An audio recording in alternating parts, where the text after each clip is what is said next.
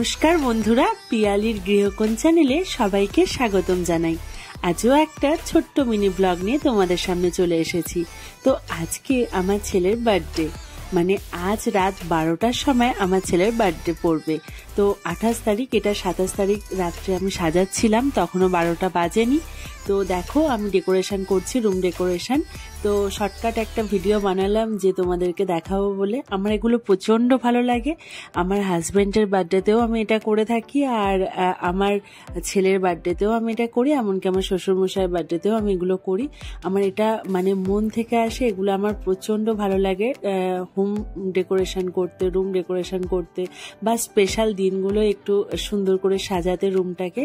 তো এটা আমার প্যাশন বলতে পারো, এটা আমার ভালো লাগা, এটা আমার ভালোবাসা। তো এই যে ছেলে পাশের বাড়িতে একটা দাদার বাড়িতে ইনভাইটে গিয়েছিল, তারও বার্থডে ছিল। তো সেই ফাঁকে আমি আর আমার হাজব্যান্ড দুজনে মিলে সাজাতে শুরু করলাম। তো ও ভিডিও বানাচ্ছিল আর আমি সাজাচ্ছিলাম, তো ও আমাকে অবশ্যই হেল্প করছিল। আর এই যে গাড়িগুলো, এগুলো সব ওর গিফট। তারপর তো ওর মেন যেদিন সেলিব্রেশন হবে বার্থডে, মানে এটা তো ছোট করে সেলিব্রেশন বাড়িতে হচ্ছে, তো একদিন মানে গেট টুগেদার হবে, তো সেখানে ডেফিনেটলি বড় গিফট একটা ওয়েট করছে ওর জন্য। তো যাই হোক, এই যে রুম ডেকোরেশন একটা দিয়ে দিলাম। তো এই যে আমি কেকটাও নিয়ে চলে এলাম। আমার ছেলে তখনও আসেনি, তো আমি চেয়েছিলাম যে ও ওখান থেকে আসার আগে আমি রুমটাকে সুন্দর করে ডেকোরেশন করে ওকে সারপ্রাইজ দেবো। তো আমরা সেটাই করছিলাম। আর আমরা মানে সেদিন প্রচণ্ড বৃষ্টি পড়ছিল, তো আমি আর আমার হাজব্যান্ড ভিজে ভিজেই গিয়েছিলাম ওর জন্য কেকটা আনতে। তো দেখো আমি একটু ইউনিক লিখেছি কেকের মধ্যে, আমাদের বাবু। হ্যাঁ, কারণ আরুষ বা রিশান এটা তো সবাই ডাকে, কিন্তু বাবু ডাকটা খুব কাছের কিছু মানুষজন ছাড়া ডাকা হয় না।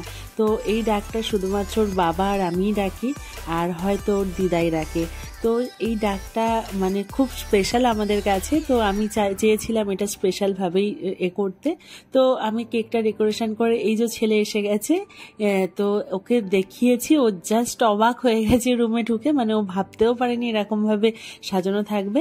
তো বাবার সাথে একটু কথা বলছিল, টাইম স্পেন্ড করছিল, তো আমি কিছু পিকচার ক্লিক করছিলাম, আর আমিও ওর সাথে একটু বসে সুন্দর মুহূর্ত কাটাচ্ছিলাম, ওকে একটু উইশ করছিলাম বার্থডে। আর ওকে বলছিলাম যে ভগবানের কাছে প্রার্থনা করো আজকের দিনে যে তুমি যেন ভালো থাকো, সুস্থ থাকো। তো তারপর ছেলের সাথে কেক কাটিং স্টার্ট করলাম দুজনে। তো দেখো ছেলের কেকটা কেমন হয়েছে আমাকে অবশ্যই জানিও কিন্তু। আর লেখাটা আমি একটু অন্যভাবে লেখানোর চেষ্টা করেছি, তো এটাও জানিও যে কিরকম হয়েছে। তো ছেলে সবকিছু দেখে জাস্ট অবাক। ও তো রাত্রে জাস্ট রুমে ঢুকলো, ঢুকে দেখেই মানে পাগল অবস্থা, মানে ও ভাবতেও পারেনি যে এরকম ব্যাপার। ওকে আমরা কিছু বলিনি, মানে হঠাৎ করে আমরা এটা করেছি, ও জানতোও না। ও জানতো যে সানডে আসছে, সেদিন মানে সেলিব্রেশন।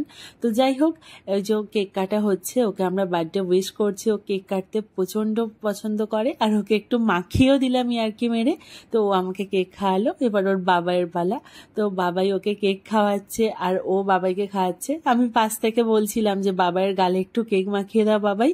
তো ও প্রচণ্ড মানে লজ্জা পাচ্ছিল, কারণ ওর বাবাইকে মানে চট করে ও ওইসব কেক টেক মাখাতে করে না, কিন্তু ওর বাবাই ওকে মাখাতে ও একটু সাহস পেয়েছে। তো ওকে আমি পাশ থেকে বলছিলাম বাবাইকে মাখিয়ে দাও, বাবাইকে মাখিয়ে দাও বলতে ও একটু ওর বাবাইয়ের গালে মাখাচ্ছিল। তাও ওর বাবাই নানা করছিল, ও একটু জাস্ট ভয়ে একটুখানি হালকা করে গালে মাখিয়েছে। এটা আমার বার্থডে হলে আমি ওকে গোটা মুখেই মাখিয়ে দিই, আমার হাজব্যান্ডকে, কিন্তু ও বাবাইকে যেহেতু একটু ভয় পাচ্ছিল সেই জন্য অল্প মাখিয়েছে। তো এই যে ওদের কেক খাওয়া শুরু হয়েছে। তো তারপর এই গাড়িটা নিয়েও পড়েছে রাত্রে, এই গাড়িটা নিয়ে খেলছে। ওর বরাবরের শখ ছিল, আর এরকম গাড়ি প্রত্যেক বছরই আমরা ওকে দিই। তো এটা নতুন না, কিন্তু এবারে ওর ইচ্ছে ছিল ধোঁয়া ওটা গাড়ি লাগবে। তো এই যে ধোঁয়া ওটা গাড়ি ওর বাবাই, আমি অনেক খুঁজে খুঁজে পেয়েছি। তো এটাও মানে মাস্ট, ওর প্রত্যেক বছর এরকম গাড়ি 2-3টে থাকবেই। তো এবারে একটু ধোঁয়া ওটা গাড়ি। এই ছিল বার্থডে ব্লগ। তো তোমরা জানিও কিরকম বার্থডে ব্লগটা লাগলো অবশ্যই।